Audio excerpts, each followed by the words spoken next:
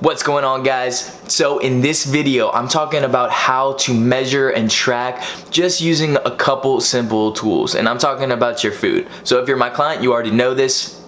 If you're not my client and you're watching this video, then you know that I believe that calories, macros, your weight, it's all just data. It's all just data that allows us to continue to make further changes down the road when it's time to make changes, and when we want to continue to see progress, and when our goals change, or we go from a bulking phase of gaining muscle to a cutting phase of losing fat. There's a lot of different things that we need to manipulate, and if we know what we're taking in and we know the outcome that we're getting, then we can properly make adjustments to either further get more results or to change the results that we are getting.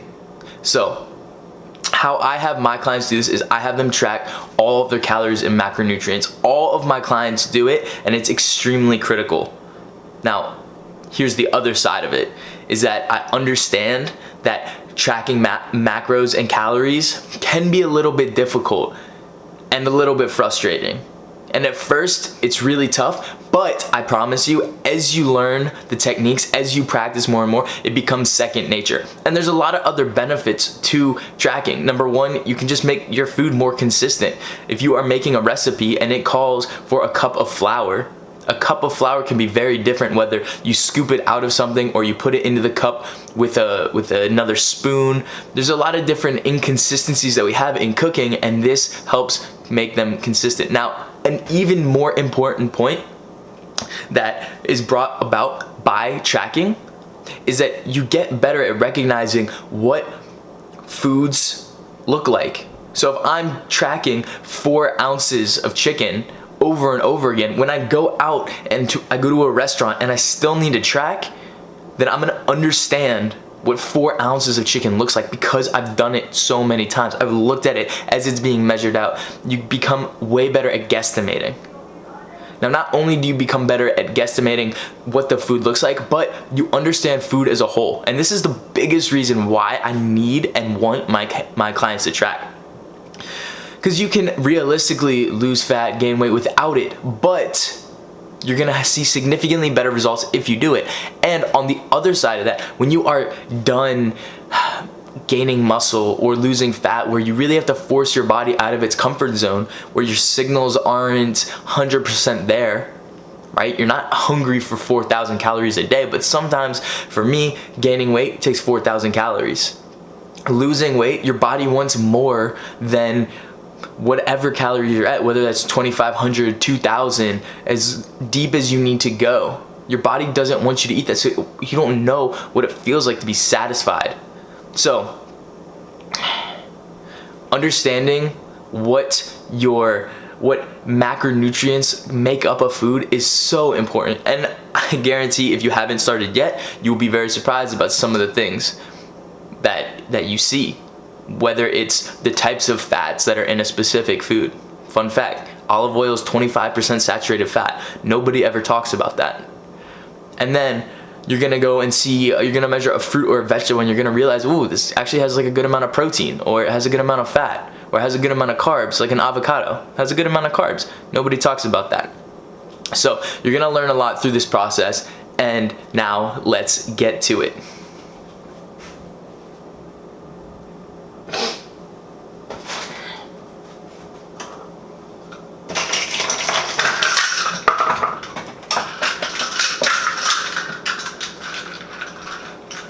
So there's really just 2 sets of tools that you need for this to work. Number one, you need measuring cups, and that includes both cups themselves and tablespoons and teaspoon measurements, okay? Now on the other side of that, you're gonna need a food scale. Let me tell you guys, these things are not expensive. The measuring cups total, maybe spend like $4 or $5 on it. A scale, this one I've had for probably 3 or 4 years, and I think it was $12, maybe 15, you know? And in reality, you should get like a high quality one. Pay 20, 30 bucks for one, because they just work better. They measure more accurately. Some of them even go into the decimal point. They can go into the tenths and hundredths of a gram. You can get really specific there. So let's first talk about the measuring cups. Now, measuring cups are super simple, and there's only really one thing that you should be measuring in a measuring cup, and that should be liquids. Liquids should be measured in a measuring cup. If you are measuring something else in a measuring cup, you could probably measure it on the scale, whether it's rice or onions, or like literally so many things call for using a cup, but they shouldn't be measured in a cup. And I'll give you a really good example. This is pancake mix, Kodiak cake specifically, protein packed. But this goes for anything that is like a flour. A lot of them call for a certain amount of cups, right? So this one, a serving is half a cup. If you look at the back, it says 1 cup. There we go, couldn't find it.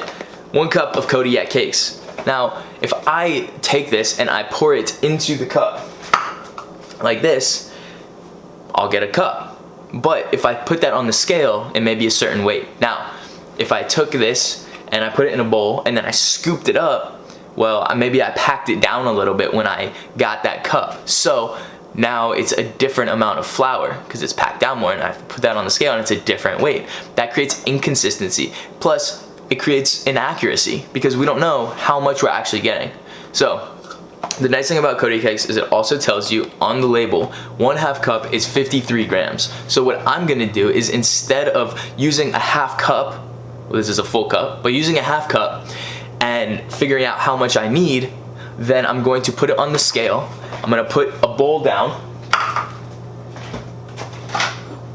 I'm gonna take a bowl, I'm gonna put it on. And then in the bowl, and then I hit tare, I hit 0, whatever your scale says. And then I simply just pour in the Kodiak cakes, the mix, the flour, whatever in there. And then that'll give me a better reading. So now I know, okay, if I'm doing half a cup of Kodiak cakes, I'm getting 30 grams of carbs. But if I had done it with a cup, say I had ended up with 60 grams, okay, well, am I getting 31 grams of carbs, 32? You know, I don't really know. And especially if you don't put it into MyFitnessPal that way, then who knows? Or I could be getting under. And then if you're bulking and you go under, well, maybe you're not getting enough calories for the day and you're wondering why. Or if you're cutting and you're not losing weight and you're wondering why, it's because maybe you're getting more calories. And now, like 7 grams of Kodiak cakes, which ends up being maybe like 1 or 2 more grams of carbs, isn't gonna be a big deal in this grand scheme of things. But if you're doing this on multiple different things throughout the day, you could be seeing completely different results than what you wanna be seeing based on the food you're consuming. Now, there's one exception that I wanna talk about with using cups. And I said before, you only use it on liquids, but if you're cooking something, then sometimes you may wanna use it with dry food, and I'll show you why. If I'm cooking something like rice, okay, the way you cook rice is you have a proportion of how much rice to water you need. Well, if I'm gonna cook 1 cup of rice, then I need to use liquid on the other side of it. I'm gonna use, for brown rice, I'm gonna use about 2.5 cups of water per cup of brown rice. So that means that I'm gonna actually measure out the rice with a cup. But here's the other side of that. After it's done cooking, I'm gonna measure it out with a scale. I'm gonna measure out the cooked rice with a scale. Now, this is important because if you are going into MyFitnessPal, then you need to make sure that the rice that you're putting in says cooked. A lot of them say dry, or they won't really say dry, but if you look into the dry ones and then you look at the ones that don't say anything, a lot of them mimic the macronutrient and calories from the dry. So you really need to find the cooked. If you're gonna put in cooked food, find the raw if you're gonna put in the raw or dry or whatever. And this goes for something like chicken as well. Chicken, I always measure cooked. Why? Because you're cooking out water, you know, there could be a lot of other things. If you cook it more, you might be cooking out more water. If you cook less, you might be cooking out less water. I'm just gonna cook it and I'm going to measure it cooked always. I think it's more sanitary as well, so that's important. So now let's talk about measuring like on the scale. measuring on a scale shouldn't be that difficult, okay? It's really simple. Now, there's a couple things that are very tricky, certain foods that are very tricky, and we're gonna go over a couple of those. But measuring on a scale is super simple. If it's something that like you could just put on here, like an apple, you could just set the apple on it and measure it. And what I like to do is, especially things for like fruits that, or like sweet potatoes, where maybe you're not gonna eat the peel or something, you just gotta measure it twice. You measure it before, and I always just put it in right as I measure it. Measure it with, so let's say I'm doing a sweet potato. I put it on the scale and I measure it. So let's say it's 200 grams. Okay, so I put 200 grams of sweet potato in my Fitness Pal. Then I eat the sweet potato out of the skin, because I don't eat the skin. Although it is very healthy. Assuming you get one that, we're not gonna go into that. So, I put the sweet potato on, measure it, enter it, then I eat it. And then I take the peel and I put that on the scale again. And then I just subtract it from whatever the sweet potato was. So if this peel itself was, let's say 30 grams, then I'm gonna subtract the 30 grams from 200. That's a pretty small peel for a 200 gram sweet potato. So I'm gonna subtract 30 grams, 170 grams, and that's my final. Okay? Pretty simple. Now, what about something that's sticky, that it sticks to the spoon? And are you gonna lick the spoon, or are you gonna not lick the spoon, or are you gonna wash it off the spoon? Well, here's your solution. I'll let you lick the spoon, and here's why. Something like peanut butter. Peanut butter can be pretty tricky, okay? Because if I take it and I take it out of the jar and put it onto the scale in peanut butter form, well then, what about what's on the spoon? What about, am I spreading it? Like, I don't know, it's very difficult. I have to put the sandwich on here as I make it. Like, how do I do that? Well, let me give you the solution. Instead of going positive by taking the peanut butter and putting it onto whatever you're gonna put it on, or putting it into a bowl, or putting it on a spoon, or whatever, put the jar on the scale, hit 0, okay, and now we're at 0. And then when you take the peanut butter out of the jar, obviously take off the lid before you do this.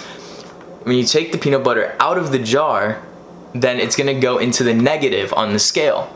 And then you just take the absolute value. Pretty much you just make it positive and put it in there. So if I'm gonna get 33 grams of peanut butter, which is one serving, it's 2 tablespoons, put it on here, 0 it, take out 33 grams, and whatever is on the knife, the spoon, whatever you take it out with, is gonna count as well. That's gonna be part of the 33 grams.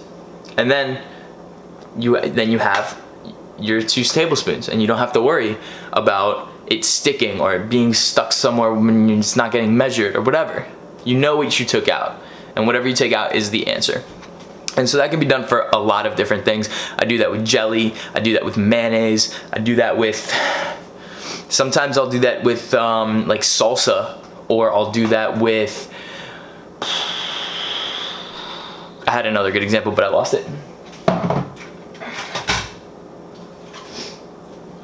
So how do you measure like really random things? And here's a really random thing. Ketchup. I love ketchup, and ketchup's really hard because, like, am I going to put my plate on the scale and then squirt the ketchup on, and then if I want more ketchup I gotta put it back on, and I don't know. Well, here's one thing. First of all, you only really need to measure ketchup in a couple different circumstances. Number one, if you're tracking your calories really tightly. So if you are cutting and you are really keeping your calories tight, or you're going into a competition where you probably need to know every single calorie that's going into your body as best as you can. Or if you're bulking and you really have trouble hitting your calories, I would even count the ketchup, because then you actually know, like, hey, okay, maybe I'm eating 17 grams of ketchup and that's only 15 calories, but I need that 15 calories or else I'm not hitting the level of calories I need to. Or maybe you're not hitting the level of carbohydrates you need to, so you need some ketchup. Or maybe you just love ketchup like me and I decide I need to count it because I probably eat a little bit too much of it, you know? So how do I do this? Well, this is actually pretty funny. I'll put my scale next to me as I'm eating. I'll put it next to me and I'll put the ketchup on it, put it to 0. And I'll squirt it on, okay? Now here's the thing, is if you leave the scale on for too long, it'll probably turn off. So you need to either read the number and keep it in your head, so that you can add them up if you need to turn it on and add more ketchup, or you add that number into MyFitnessPal, and then if you decide you need more ketchup, you just do the same thing. So it's kind of like the peanut butter where you're putting on the scale, hitting tare, and then squirting it, and then that's how much, when you put it on and it's a negative number, that's how much you need to add, but you can just do it incrementally. Or I use like a ton of ketchup and the scale never turns off.